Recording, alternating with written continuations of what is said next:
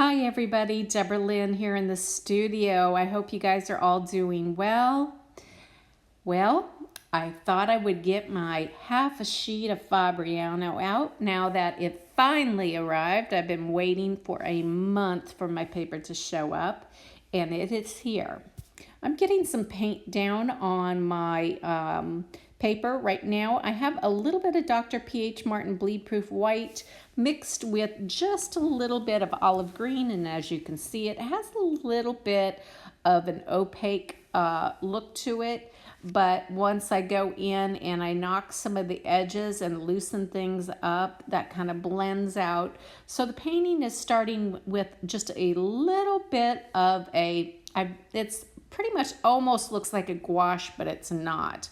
Okay, so it's basically that correction material with just a little bit of the sap green.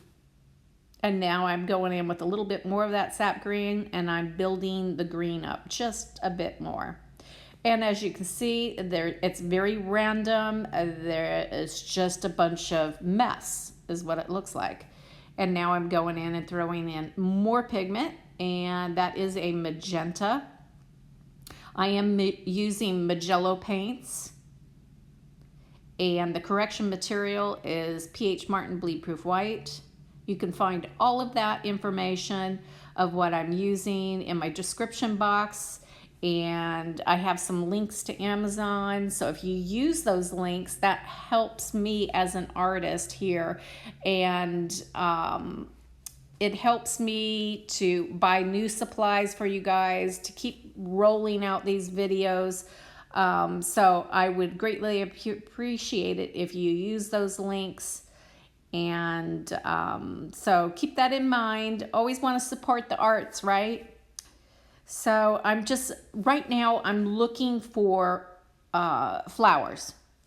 And I'm seeing a few areas that I can turn into flowers. There's one.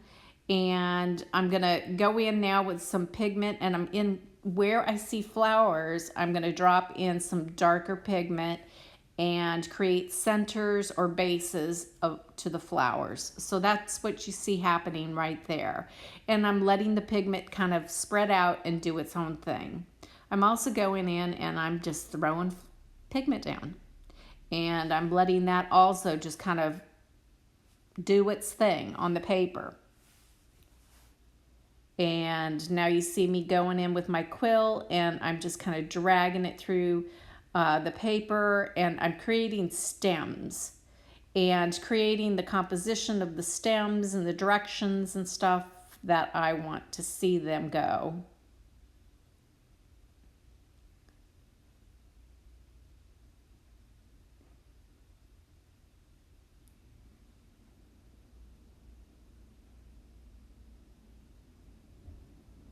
And now I'm going to show you a small technique. I'm just putting down some one-ply paper. Do you see that I can see right through the paper?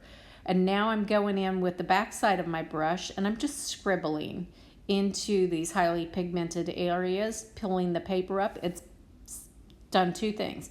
It's picked up some excess water, a little bit of pigment, and it's also created little areas that are like little scribble marks that I made in the flower. Because once you press that down, the pigment goes onto the tissue, and then you pull the tissue off, and you got little scribble marks on your flower.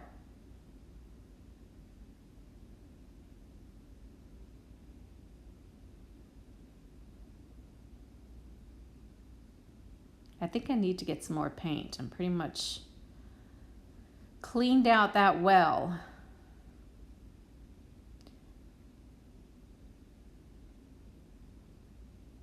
And I love how the red is mixing with the green. Because, sometimes you look at the stems of flowers, and a lot of them are pure green, but then you look at some and they have like a variegation of like red in them or something. So I'm very pleased with how the stems turned out. I liked them a lot. There, I put some more of that olive green in. So now I have a little bit more pigment to work with. So now things are really gonna start getting solidified here with more pigment. And now I'm just kind of deepening things up, putting in a few random leaves here and there.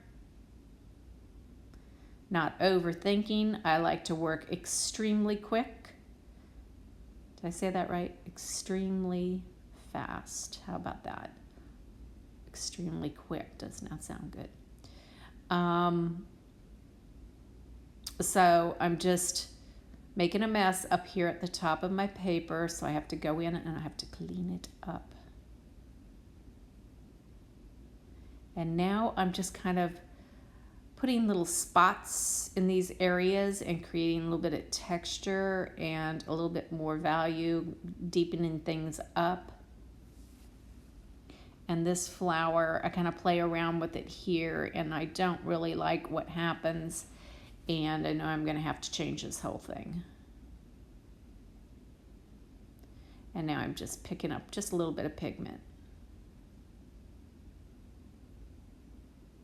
Just assessing the painting and looking at it and thinking, I think I need to back off here. So I go in and I grab the tissue and just remove some of that pigment. So when you're doing your own painting, you'll have to assess those things. And now I'm just creating that flower. And now I'm creating the shape of this flower here. I removed some of the pigment. Now I'm going in with some of the white watercolor correction material and just adding in a few little highlights and finishing out the shape of that flower right there. And now my paintbrush is full of the correction material, and it's also blending, picking up some of that pigment, and it's creating a really soft pink. You can see it right there. You can see how it's really soft pink, and that pink that you're seeing right there is very opaque. So the painting has really pretty areas of things being very opaque, very translucent, and a few areas that are opaque. So there's that nice juxtaposition between those two also. And right there I'm just playing and making a little bit of ray marks.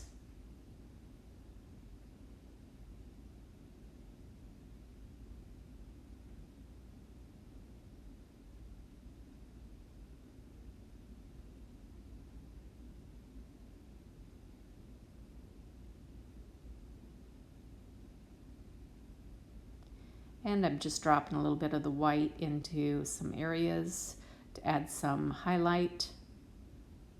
And again, as it mingles with the pigment, it softens up and kind of turns like a really soft pink. And some areas, if it's heavier, will remain white. But because that pigment is so highly pigmented, it does have a tendency to mingle together.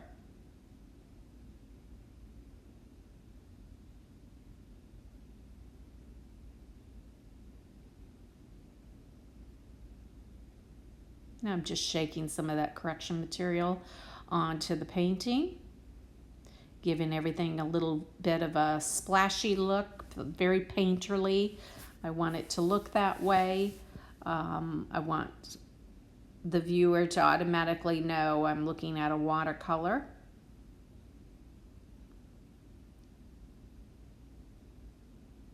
And just adding depth into certain key areas.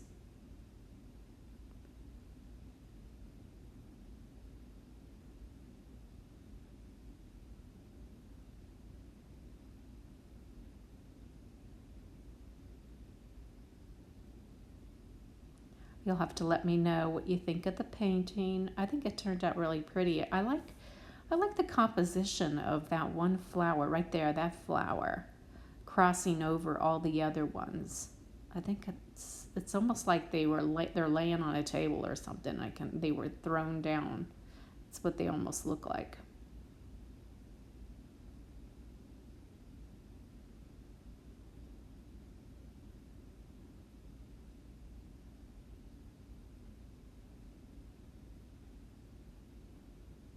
And now I'm just getting my liner brush out Gonna go in with some pigment. Wait, nope. I'm still working on some petals here.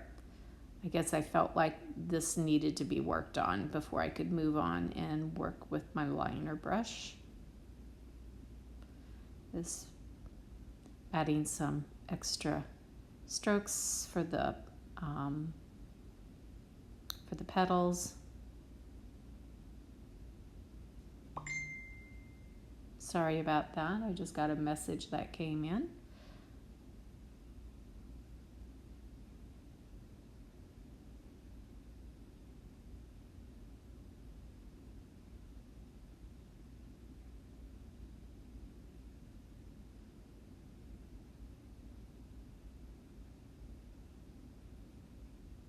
And that olive green is getting a little out of control there, so I just have to go in and mop some of that up.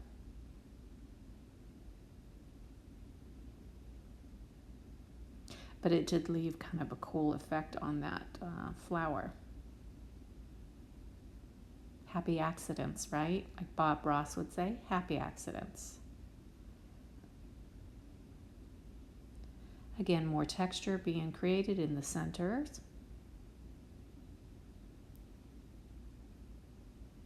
And creating more depth. So the more pigment I put down, it gets deeper and deeper.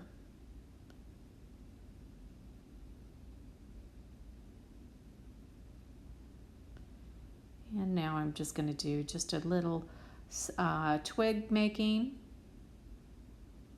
And I've got my liner brush, and now I'm just going to go in and have some fun making twigs.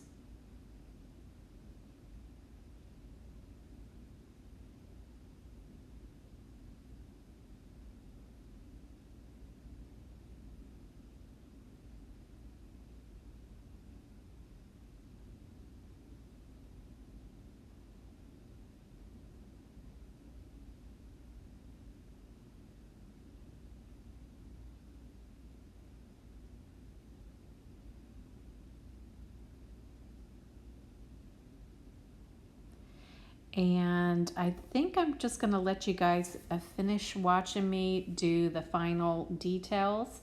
Right there I just have some white watercolor, and I'm just going in with just a few other details. I'll let you finish watching the rest of this.